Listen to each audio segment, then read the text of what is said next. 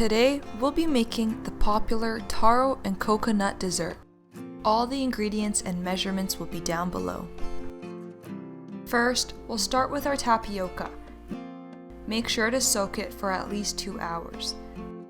Once the water begins to boil, add in the tapioca.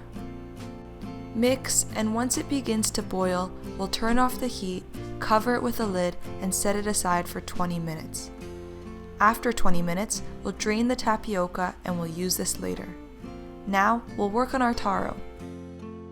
In a pot, add in 500 ml of water, cubed taro, and cook it for 15 minutes. Then, we'll set this aside and move it to our mixer. Make sure to add all the taro and the water. Blend until smooth.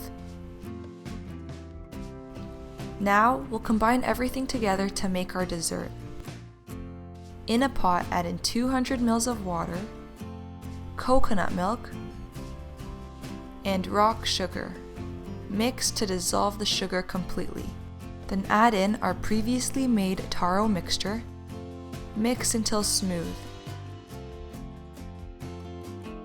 Once all combined and smooth, we'll add in our tapioca pearls. Mix again, and we'll want to bring this to a boil. Stir continuously, and once it begins to boil, remove from heat. And there you have it, your taro and coconut dessert. Enjoy!